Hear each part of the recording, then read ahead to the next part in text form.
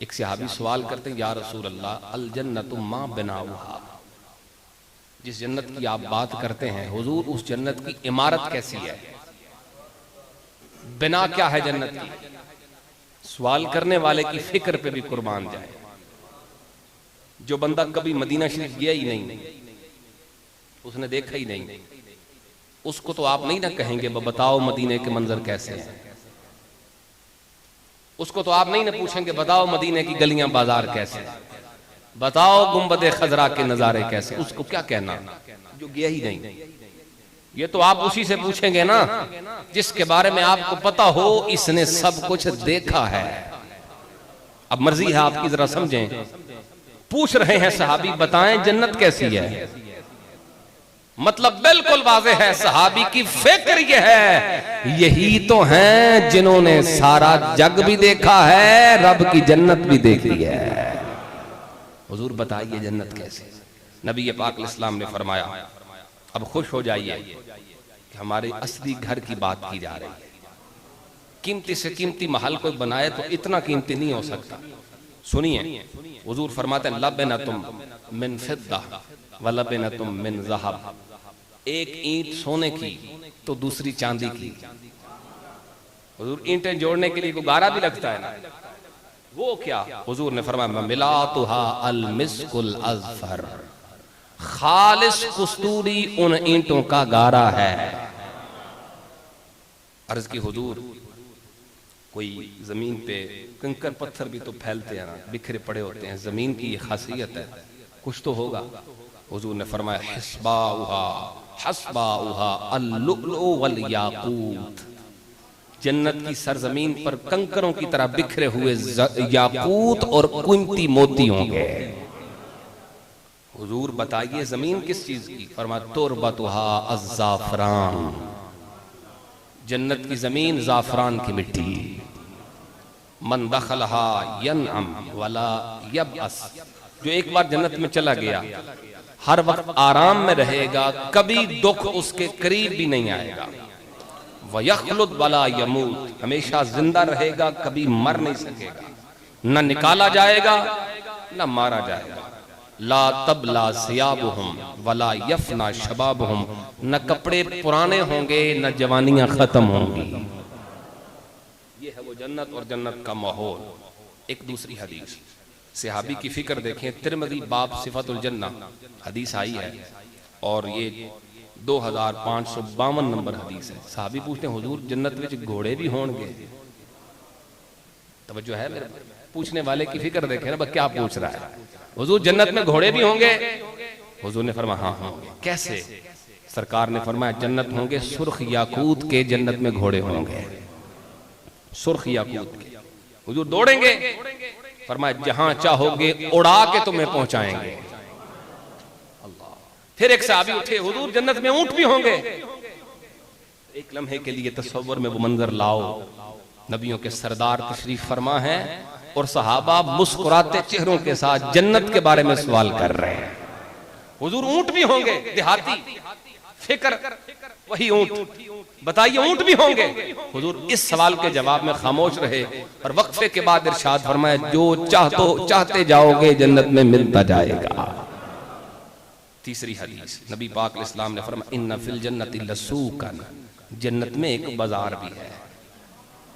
جنت میں ایک، آپ کی بات بھی کر لیتے ہیں، ذرا تھوڑا سا بولیں تو صحیح میرے ساتھ، جنت میں ایک بازار بھی ہے۔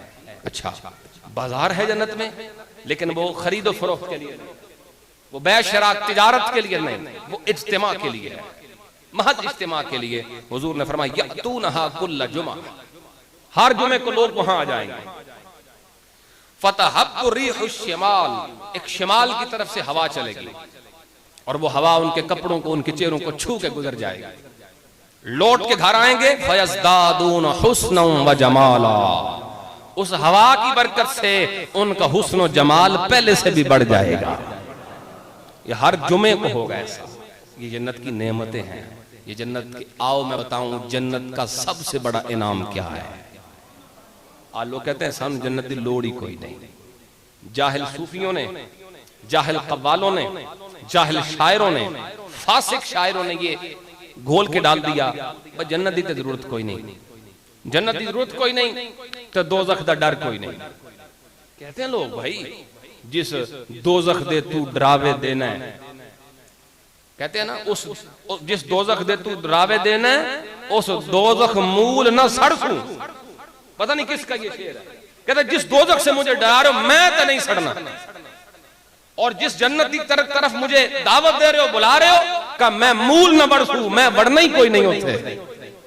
یہ پڑھا جا رہا ہے، قوال پڑھتے ہیں، یہ نعت خوان پڑھتے ہیں آپ کے جاہل، یہ شاعر اور صوفی جاہل جو ہے وہ اس کو پرموٹ کرتے ہیں جنتی۔ آؤ میں حضور کا فرمان سناؤں، میرے نبی نے فرمایا اگر تم رب سے مانگو اذا سألتم اللہ الجنہ، جب تم رب سے جنت مانگو فاسألوہ الفردوس، تو پھر اللہ سے جنت الفردوس کا سوال کرو۔ مانگو جنت، کیوں مانگے جنت؟ اس لیے کہ یہ جنت اللہ کی رضا کا مظہر ہے، جس کو وہ جنت دے گا پہلے اس سے راضی ہوگا۔ تو جنت حاصل کرنے کا مطلب یہ ہے اللہ کی رضا، تو کس کو نہیں چاہیے اللہ کی؟ لہذا ایسی بات نہیں کرنی چاہیے کہ دوزخ کا ڈر کوئی نہیں اور جنت کی امید کوئی نہیں ہے، ضرورت ہی کوئی نہیں۔ کچھ تو جاہل ایسے بھی ہیں وہ کہہ دیتے ہیں سانو بس یار دی گلی لب جائے، وہ پتہ نہیں کیڑا یار ہے، سننے والے بدتمیز پتہ کوئی نہیں، بس یار کس کو کہہ رہا ہے، پڑھنے والے کو خبر کوئی نہیں، بس یار کس کو، ثواب سمجھ کے قوالی سن رہا ہے، حالانکہ وہ عقیدے کا بھی بیڑا غرق کر رہی ہے، عمل کا بھی بیڑا غرق کر رہی ہے۔ اس لیے میرے بھائی تھوڑی سی احتیاط ضروری ہے، ہمیں جنت کی ضرورت ہے۔ آؤ میں بتاؤں، محبت سے بولو سبحان اللہ، ایک بات درود پاک پڑھ لیں۔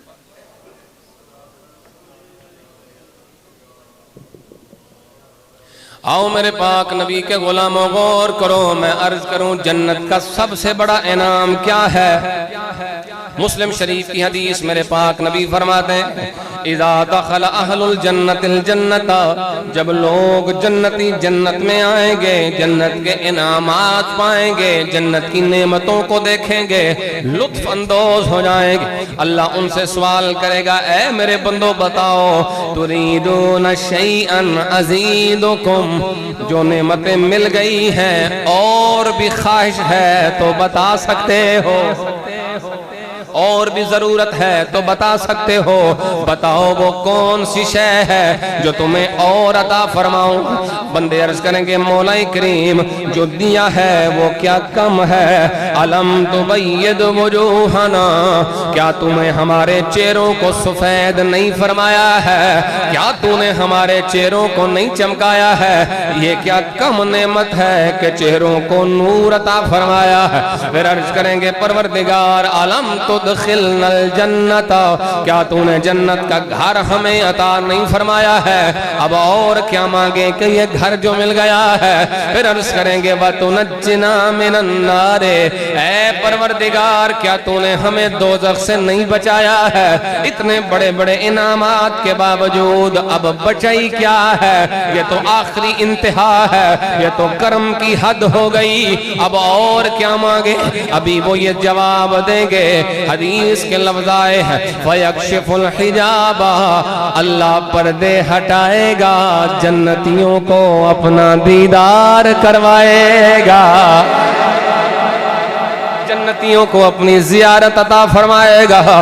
توجہ کرو میرے نبی کے غلاموں، جنت کی وہ ساری نعمتیں ایک طرف، اللہ کا دیدار ایک طرف، حدیث کا مفہوم موجود ہے، انہیں کسی نعمت سے اتنا پیار نہیں ہوگا جتنا رب ذوالجلال کے دیدار سے پیار ہو جائے گا۔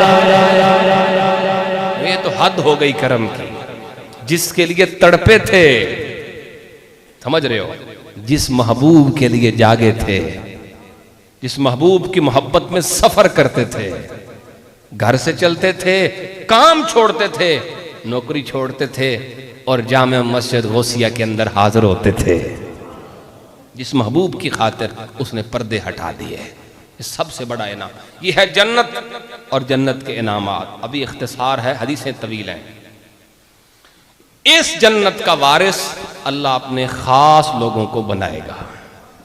اب میں پہلی آیت پڑھنا چاہتا ہوں، پتہ چل جائے کون کون جاگ رہا ہے اور وارثین جنت کی شان سننا چاہتا ہے۔ میرا پروردگار فرماتا ہے یا عباد لا خوف علیکم اليوم ولا انتم تحزنون۔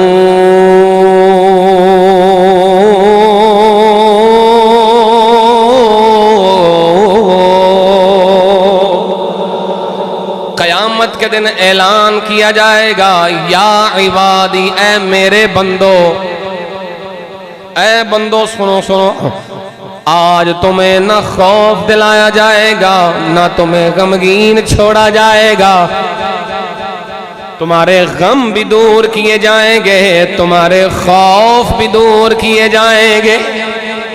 اللہ کی طرف سے یہ اعلان ہوگا قیامت کے دن اے میرے بندو کوئی خوف نہیں، کوئی غم نہیں، لیکن یہ اعلان سب بندوں کے لیے نہیں۔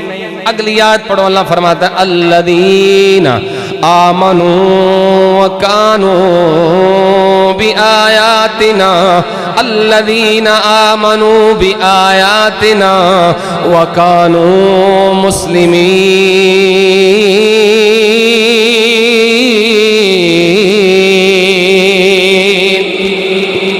ترجمہ سنو اور ذوق لو، توجہ کرو میرے نبی کے غلاموں، یہ اعلان ہر کسی کے لیے نہیں ہے۔ اللہ فرماتا ہے یہ اعلان ان کے لیے ہے جو میری آیتوں پہ ایمان لانے والے ہیں، وَكَانُوا مُسْلِمِينَ، اور میرے حکموں کے سامنے سر جھکا دینے والے ہیں، سر جھکانے والے ہیں، یہ سر اٹھانے والے نہیں۔ میں خاص بات کرنے لگا ہوں، ذرا سمجھنا، یہ مرضی اپنی کرنے والے نہیں، یہ میری مرضی پہ چلنے والے ہیں۔ مسلم کا معنی کیا ہوتا ہے؟ سر جھکانے والا، اللہ کے حکموں کے سامنے زیر ہونے والا، وہ ہوتا ہے مسلم۔ جو یہ کہتا ہے کہ زندگی تو میری ہے پر مرضی تیری ہے۔ سمجھ رہے ہو کیا کہہ رہا ہوں؟ آنکھ تو میری ہے پر مولا مرضی تیری ہے، کان تو میرے ہیں پر مرضی تیری ہے۔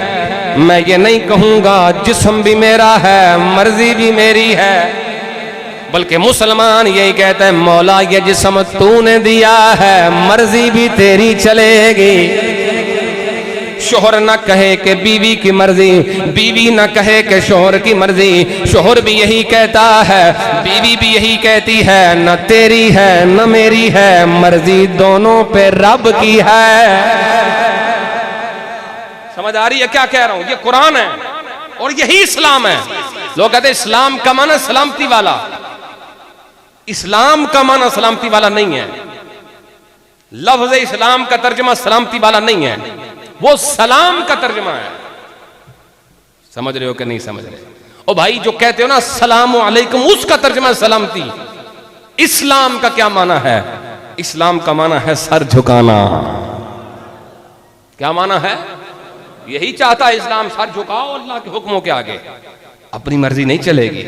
مومن تو یہی کہتا ہے، مسلمان تو یہی کہتا ہے میری مرضی وہی ہے جو میرے پروردگار کی مرضی ہے، جو نبیوں کے سردار کی مرضی ہے۔ قبلہ شاہ صاحب آپ آگے تشریف لائے، سید صاحب آگے تشریف لائے، جگہ دیں جزاک اللہ۔ اب آپ توجہ ہے، محبت نہ بولو سبحان اللہ۔ مومن کی یہ شان ہوتی ہے، وہ اپنی خواہش نہیں دیکھتا۔ ایک ہوتا گناہگار، وہ کہتا ہے یا اللہ بھول چوک معاف کر دیں، سست ہو جاتا ہے، غلطی ہو جاتی ہے۔ ایک ہوتا ہے باغی، باغی کہتا ہے میں نہیں ہوں کرنا، میری مرضی میں کرا نہ کرا، یہ باغی ہے۔ یاد رکھو اللہ گناہگاروں کو معاف کر دیتا ہے، باغیوں کو نہیں کرتا۔ سمجھ رہے ہو میں کیا کہہ رہا ہوں؟ اس وقت حساس دور سے ہم گزر رہے ہیں، موبائل فون کے ذریعے ہر خاص و عام ہماری جیب تک پہنچ چکا ہے، ہمارے گھر تک پہنچ چکا ہے۔ ایک زمانہ تھا ہم اپنے بچوں کو گھر میں رکھ سکتے تھے، محفوظ رکھ سکتے تھے، بیٹیوں کو گھر میں رکھ سکتے تھے، برائی سے محفوظ رکھ۔ اب کیسے بچیں گے؟ اب تو گھر میں گھس گئے بھائی، بیبیاں، عورتیں، گھر کی پاک دامن خواتین، عزتیں ہماری، سادے دل، بالکل سفید دل، اگر ایسی کسی غلیظ حرکت کرنے والے کی یہ بات پہنچ گئی ان کے دل میں اور بیٹھ گئی، کیونکہ شیطان بھی تے نالے رہا، انہیں یہ گل بٹھا دیتی، ذہن میں اتر آئی، ہماری بیٹی اپنے ابا جی کے سامنے کہے بھئی ابا تو کون ہے، میں جانا میری مرضی، میرے بھائی اس باپ کے لیے زندگی کیا بچ گئی؟ ہم نہیں کہتے باپ کی مرضی، ہم کہتے ہیں باپ کی نہیں رب کی مرضی۔ اسلام کبھی یہ نہیں کہتا کہ بندوں کے سامنے بندوں کو جھکائے، بلکہ اسلام کہتا ہے کہ رب کی مرضی مانو، پھر اس نے جس کے آگے جھکایا جھکو، پھر اس نے جس کا حکم ماننے کا کہا مانو۔ پھر اس کا مطلب یہ ہے کہ قوم کو باغی بنا دیں۔ ایک عقلی جنگ چل رہی ہے، دیکھے تو بندہ پریشان ہوتا ہے، کیسی باتیں ہیں جو اس وقت میدان میں نکلے ہیں نا، سچی بات ہے، ان کا جواب دینے کے لیے وہ بھی کوئی لاجے کی بات کوئی نہیں کر رہے، دیکھے تو پریشان ہو جاتا بندہ، یار یہ سوال کیسے کر رہے ہیں، اس سوال کی کیا ضرورت ہے؟ تو میرے بھائیوں آپ تک گزارش یہ ہے، یہ وہ حساس دور ہے، اس دور میں ہمیں پیچھا کرنا پڑے گا۔ ایک اصطلاح ہے کہ پرائیویسی، انٹرفیئر نہیں کر سکتے ماں باپ، موبائل نہیں دیکھ سکتے، کیوں نہیں دیکھ سکتے؟ دیکھیں آپ، اگر بچانا ہے اپنی اولادوں کو، اگر سلامت رکھنا ہے اپنی اولادوں کو، ورنہ یہ کھڑے ہو سکتے ہمارے۔ اللہ سب کی اولادوں کو نیک کرے، اللہ سب کی اولادوں کو رب کا بندہ بنائے۔ بات کرنے کا مقصد یہ ہے، مومن اپنی مرضی نہیں کرتا، مومن رب کی مرضی پہ چلتا ہے۔ وہ میں کرتا ہی نہیں کہ میں وہ نہیں کرتا، وہ تو ہر وقت کہتا ہے ہو، سبحان اللہ، کیا کہتا ہے وہ؟ ہو کا معنی وہ، بس جو ہے وہی ہے جس نے ہمیں بنایا ہے، بس جو ہے وہی ہے جس نے ہمیں خلق فرمایا ہے۔ اچھا جی سمجھ نہ آئی ہوئے تو میں حضرت سلطان دی بارگاہ چلنا چاہنا، سبحان اللہ اونچی کریا کرو نا۔ آؤ میرے پاک نبی کے غلاموں، اسی مسئلے کو سمجھایا حضرت سلطان نے۔ آپ فرماتے ہیں اندر ہو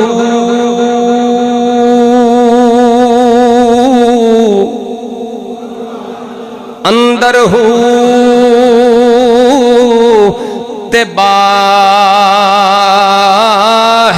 ہوئے تے دم ہو دے نال جلیندہ ہو داغ محبت والا تے ہر دم پیا سڑیندہ ہو جتھے ہو کرے روشنائی اتھوں چھوڑ اندھیرا ویندا ہو میں قربان تنا تو باہو جنہوں نو صحیح کریندا ہو میں قربان